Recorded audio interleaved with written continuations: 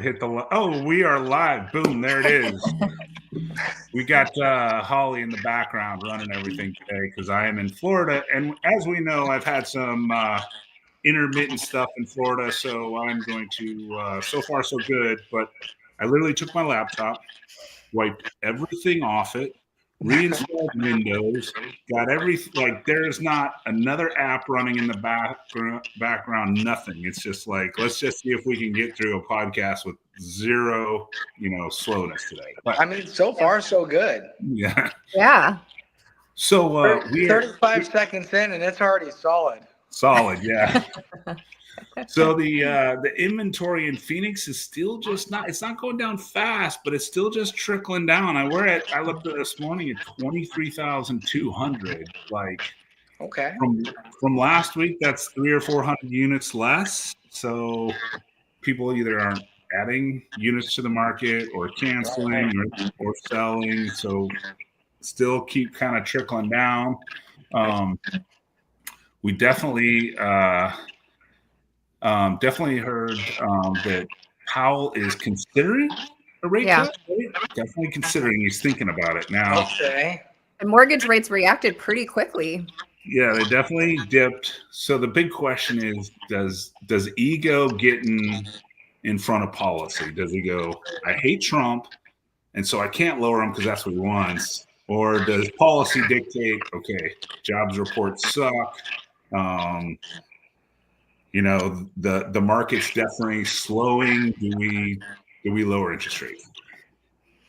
Well, I'll take a little bit of a different stance on it. I think that he is in a difficult position to decide what to do because the Fed only really tries to control two things, right? Employment and inflation. And when we don't have solid information to move forward from on what's happening with tariffs and things around those sort of policies, it's difficult to know what to expect. And so I think, coming out of COVID, he did a fairly decent job of tempering.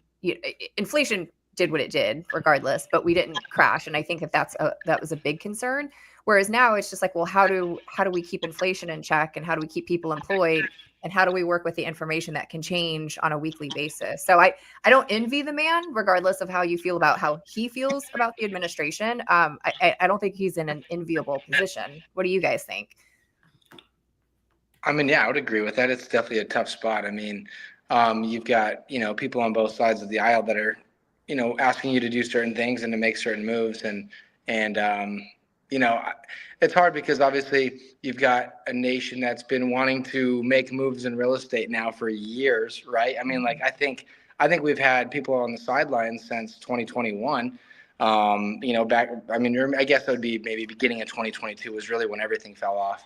But I mean, so you've got ultimately 3.5 years of just not much happening in general, and people just waiting and waiting and waiting, and obviously everyone's waiting for this one man to make a move. So yeah, it's a tough spot for sure. But you guys, I don't think that it's just him. I mean, I think it's an ecosphere of things that play into what channels back to the decisions that they make.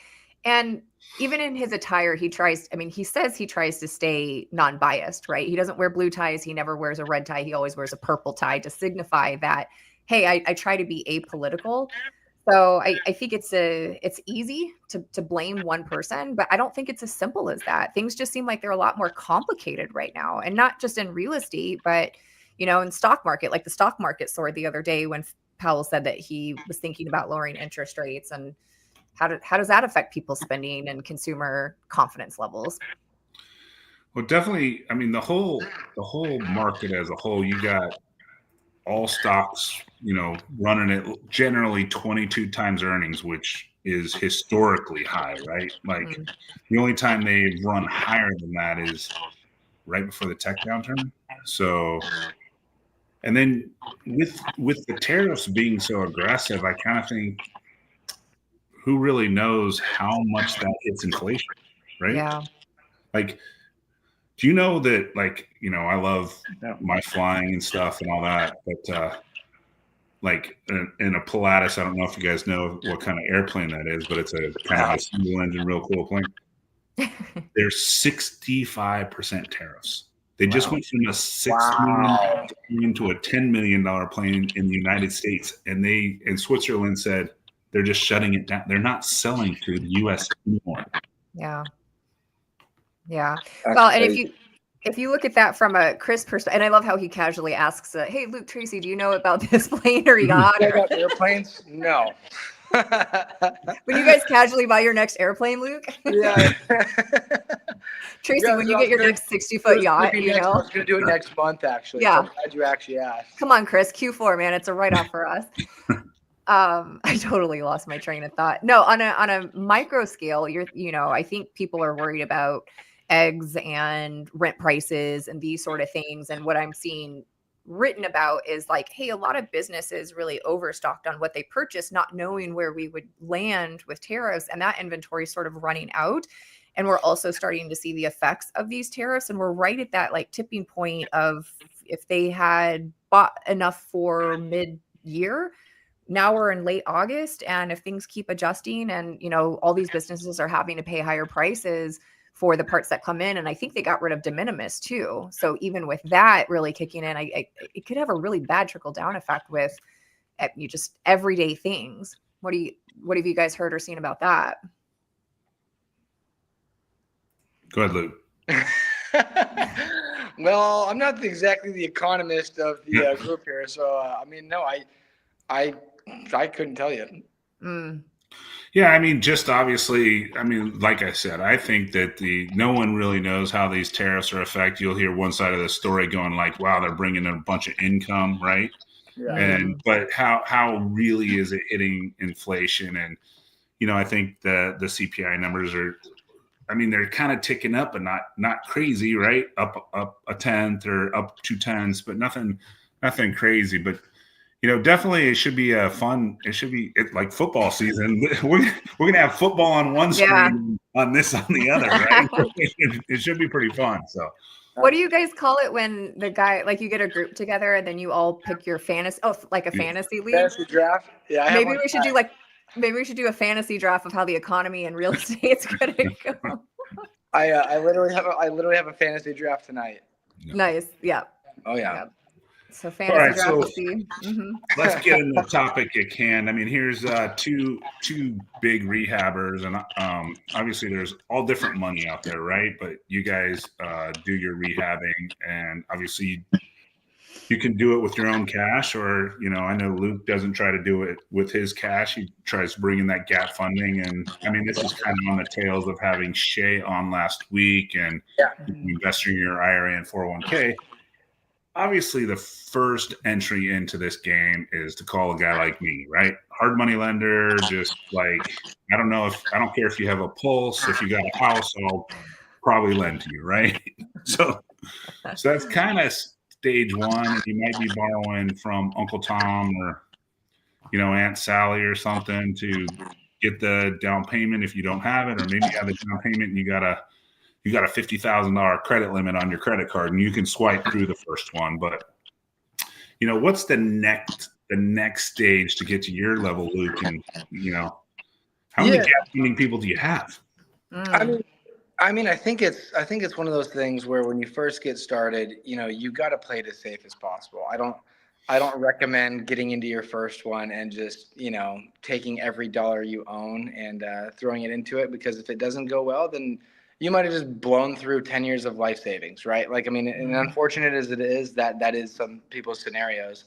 So I don't recommend that. I recommend, being safe with the first one or couple and partnering with somebody who knows what they're doing, partnering with somebody who has the money. And you're going to obviously likely give up a big chunk of the deal. But again, if that gets you experience, that gets your foot in the door with a lender, that gets you, a little bit more, like wherewithal of a project of what to do and whatnot, I think it's 100% worth it. Again, you're taking that risk off of yourself and you're splitting that with somebody else. And so, after that point though, if it went well, then, and it's funny though, because I say that, but then the first one that I ever did, I took all my wholesale money and I put it into a flip. So, I mean, like, Do as we say, not as we do. I literally did it, you know, and I mean, at the same time, I got lucky that I did it at the right time. Cause I mean, I did it at a time where the market was solid. And so, you know, I ended up taking 35 grand when I had 38 in my bank account. And again, that's why I'm saying I don't recommend this though, because I don't recommend it because if things didn't go well, I would have just lost, you know, a full year and a half worth of literally savings. At that point, I was 22 years old. I had 38 grand saved up. I took 35 and I put it into a flip, and luckily it went well and I doubled my money. So I went from 35, you know, 38 to 70. So that was really good. But again, that, you know, I was also in a position though where I had a type of job where it was sales and it was, you know, it was working off commissions and the market was solid. So, I mean, you know, when you have more opportunities to get larger commissions on a regular basis, then it's not as big of a deal. But if you're kind of that W-2 type flipper where you're not making, you know, potentially $15,000 to $20,000 chunks on wholesales fairly, you know, regularly, that makes it a lot more difficult. So, but anyway, moving forward though, like getting from that point to the next point, you know, you will hit a point, right, where let's just say you want to do 2 flips. If you want to do 2 flips and you want to use your own money, not on obviously buying the whole deal, but say you use someone like Chris to go ahead and do the lending on it. But then, you know, Chris is still going to require, you know, say 20% down on those because they want you to have some skin in the game. So on 2 houses, let's just say in Phoenix, even if you're going lower dollar homes, there's a good chance that's going to be maybe 80 grand. So, I mean, like 80 grand of your own cash might only get your foot into the door of 2 deals. And so if you know, get to a point where you want to start doing more than that, you know, you want to start doing 4 or 5 or 10, or, you know, we had a point where we were doing, you know, where we had 25 to 30 flips going at a time. That's terrifying. And I don't recommend that to anybody. But I mean, if did you go on blood pressure medication while you were doing that, or did you? You know, it was fun though, because I mean, it was back when like deals were closing regularly. So it's like you'd have 5 closings or 5 or 6 closings every month at like averages of 50 to 75K pops, and you're like, this is great. I love this.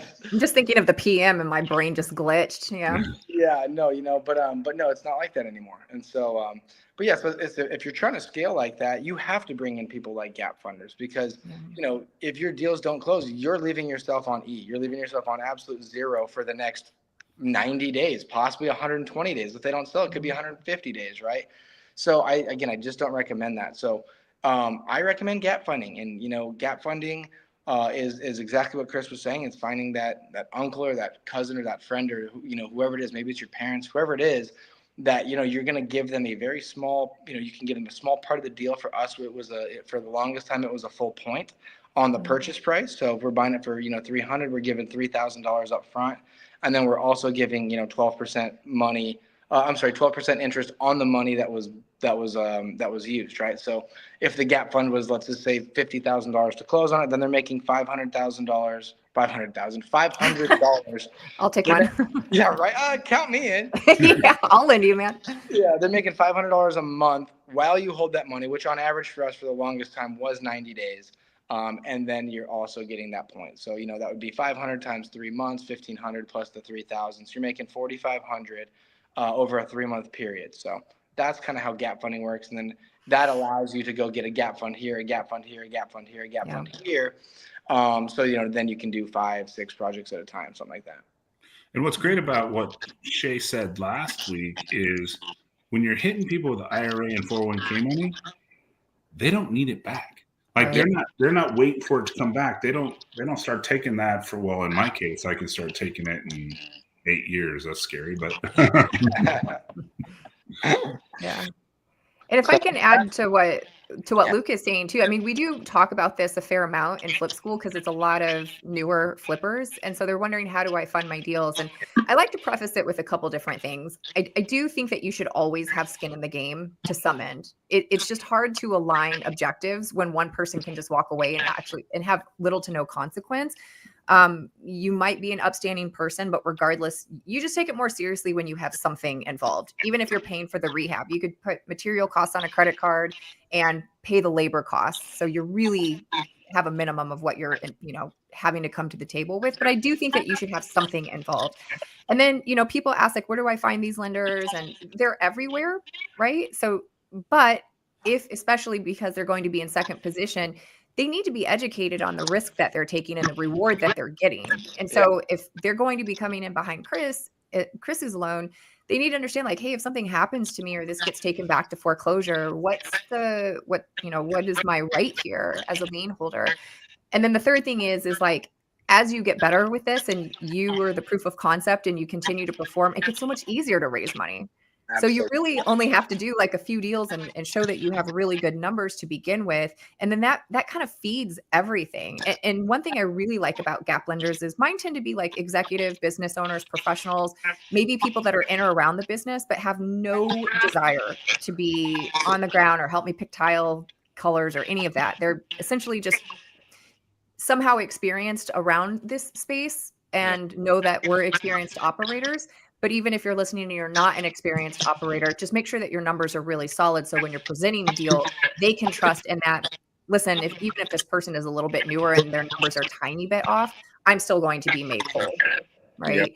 So I also recommend that people just present things very professionally. Sometimes it's like if it's a family member, it can be a little loosey goosey, and I still don't even recommend that. They always need to get a note, a deed of trust, have a spread of the deal, because your lenders are essentially your partners. And if one of your lenders is like, I don't know, man, this is really skinny, or what if this goes wrong, or what if your holding time changes, or what's really common right now is that a lot of people are asking for concessions or all of those, and you end up having to give, 10K in concessions. Your lenders can keep you honest and just say, this is not a good enough deal for me to take on. And if your lenders are telling you that, that's probably not a good deal for anybody to take on. Wait for a better one, especially in this environment. So I think you should always be looking, but even if this is your first deal, template it out as if you are going to be raising capital, taking before and after pictures, having all your numbers really well done and dialed in. So that way, when you do present, you can tell people what sort of numbers that you're typically looking at. And then lastly with that too is, it's if you're presenting it professionally, people will take you more seriously too.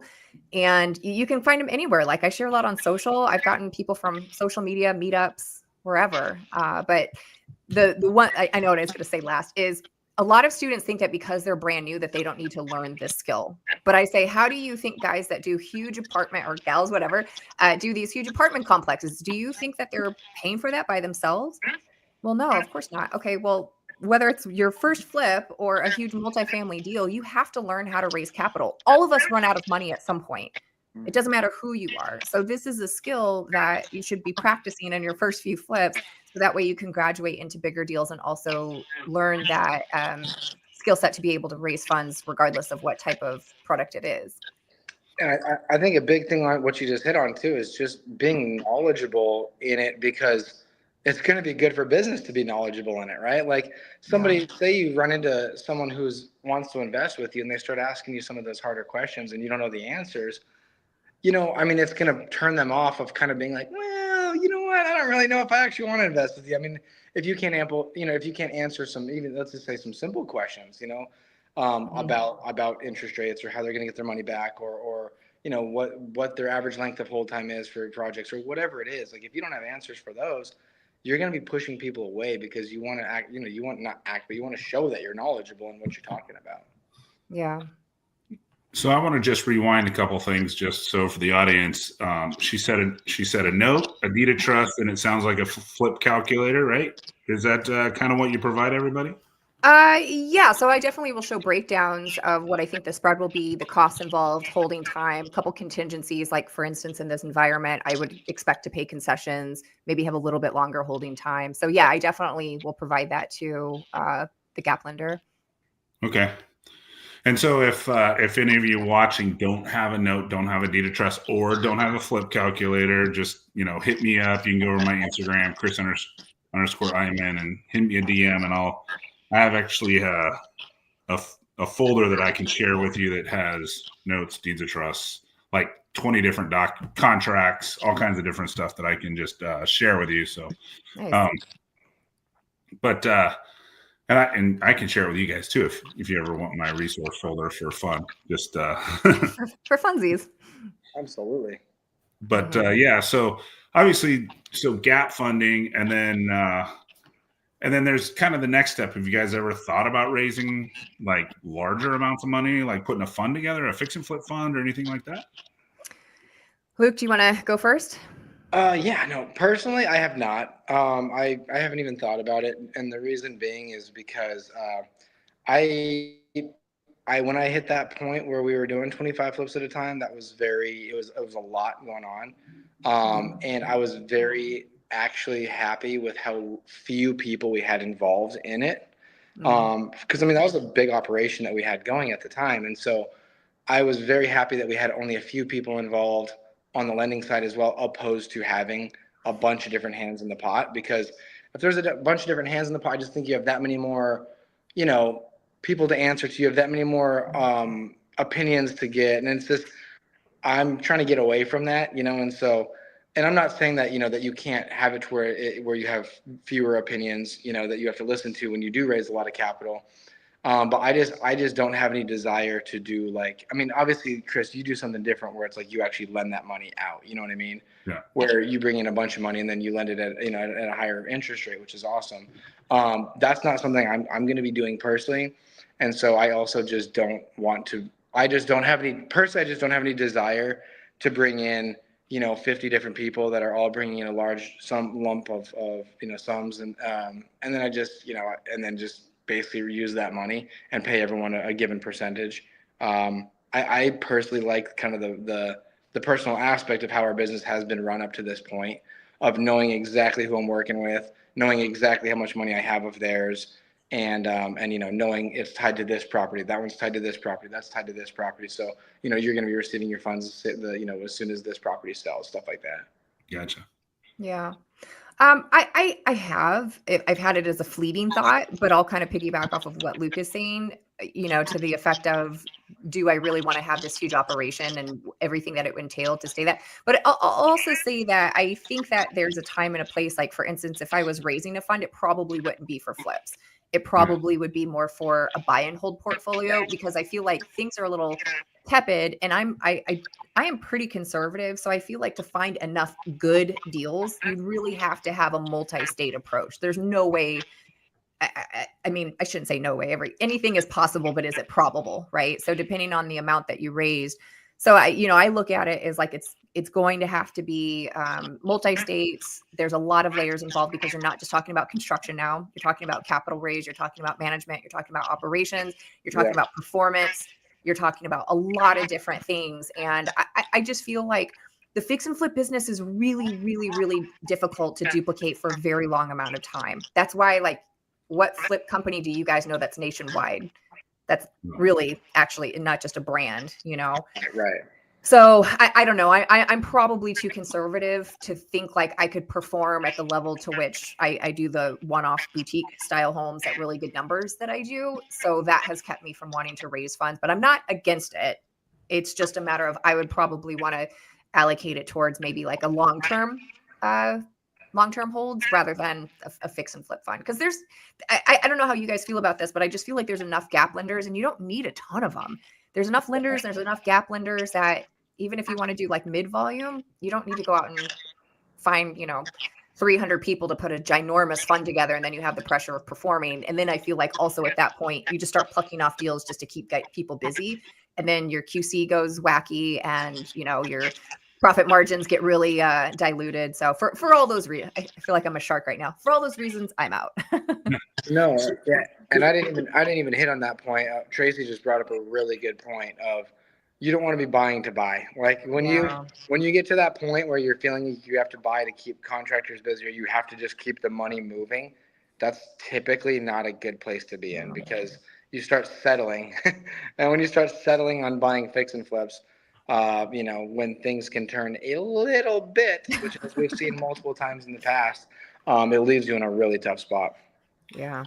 Well, I think we can all just name one giant fix and flipper, and I think they exited with a $1 billion loss, right? So, I mean, and they were just just doing light pink carpet, but they tried to do it nationally, and they didn't. I know I got that they were getting all the ancillary businesses, so who actually knows who they actually ended up at, but they didn't end up there. But the thing is, it doesn't surprise me either, because I remember when we were going against them, when we would go against them, this was obviously years ago now, but when we'd go against them on appointments and they'd tell you the numbers that they were buying at, you're like, I can't even come close to competing with that. Like, I can't even come close. Right.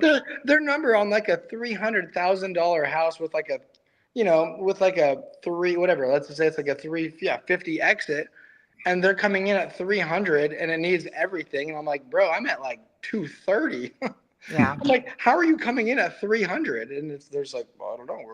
We're buying everything. And it's like, it boggles the mind. Yeah.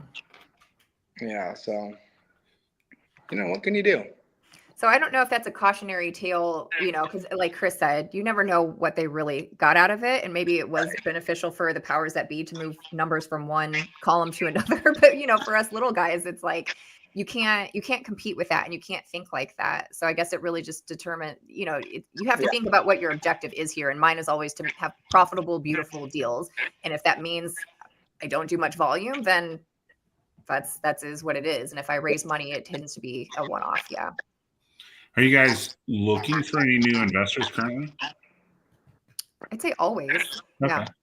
Mm-hmm. No, yeah. I mean, I know what you're saying. Yeah, it's like, especially I'm very much like a fit type person. Again, kind of like I was saying, because I go a little bit more personal. And so if it's a good fit for me, where it's like I think that there's someone where I don't like. I'll be very honest. I don't like bringing investors on that are very hands-on. No. I've had a couple of them before, and I learned very quickly that I never want to do that again. And so I don't want to say you vet, but Tracy, you can say what you think, but I typically think you have a pretty good feel when you first talk to someone on how involved they're going to be. Yeah. I mean, we had somebody one time, and like he was asking for an update like every 3 days, and I'm like, bro, this is a little intense. Like, he's like, well, a lot intense, yeah. Yeah, and it's like, what color cabinets are you gonna do, and like what color, like do you need help with like anything getting on this? And it's like, that's not what I signed up for. Mm-hmm. We signed up for this being a gap fund. This is not I'm not trying to be, whatever, but this is not a partnership in the sense of you're picking like that. No, we're doing the flip and you're bringing the funds, and you're going to get paid the money that we'd agreed upon. But so I don't like, again, I don't like too many hands in the pot of the deal, because then it gets a little bit like, I don't know, just gets a little sticky. And I think it actually takes you away from what you're good at, Yeah. Yeah, I think it's the same. And I'll go as far as to say, like, I don't ask, I just kind of tell. But that's also through a light vetting process. But I also like have an entire process for this. So like I will send people a cover page that kind of just gives a breakdown of who I am, my experience, what my numbers typically look like, what they can expect from me. And then I also ask, like, when we do an onboarding call through a Zoom call, like, what are you looking for? Let's get to know each other a little bit. Are you okay with your money being out in the streets for up to 6 months? Do you want it gone longer than that? Are you okay with commercial or residential? Because I might not be a good fit for them. So I want to have that conversation beforehand. And then if it does look like we are a good fit, then I'll actually do a dry run with them on what it looks like. You're sending your money to title, not to me, how fast we can fund sometimes. So it's like, if you are in a self-directed IRA, what that might look like versus if it's just sitting in a savings account. So I take them through the entire, we just do a dry run. So if, someone has a really good deal and it comes up and I need to fund in 4 days or something like that, it doesn't seem frantic and desperate when I'm like, yo, we gotta put this together. I'm going to have a prelim HUD over to you and then you wire in the next couple of days. I always want people to feel really comfortable, but the conversation also includes like, you're able to fund me or help fund me because you're really good at what you do. And I'm really good at what I do. So we just have that division of labor. You don't want to be involved. I'll perform.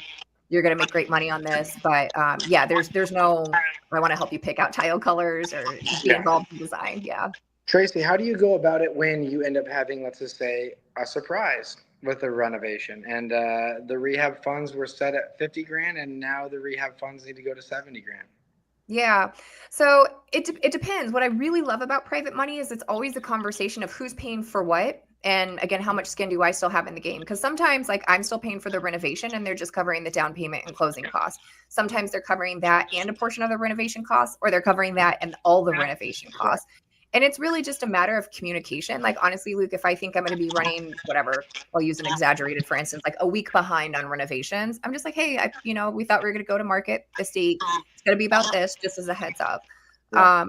So it really just comes down to that, and then what we've agreed upon and what they feel comfortable with. But I also always want them to feel comfortable and protected. So if it's just like that was a gross mistake that I made on my end, I'd probably just come to the table and pay the difference. But again, it depends. And I always advocate for having transparency and better communication with your lenders, because what I have found is maybe someone starts out with $50,000. They're like, okay, Luke, I'll give you 50 grand towards the renovation.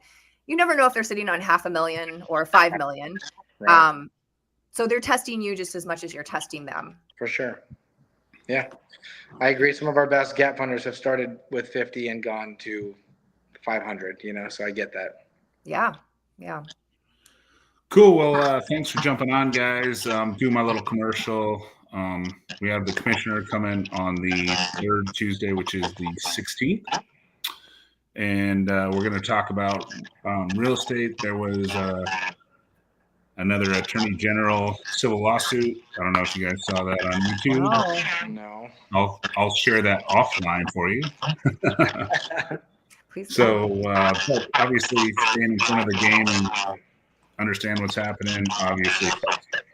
So, but we are going to take off next week because it's going to be the day after the holiday. So we're back on the 9th talk about land. So awesome. Well, this was a super fun discussion. Thanks for nerding out, guys. Absolutely. See you guys. All right. We'll see you. Ciao.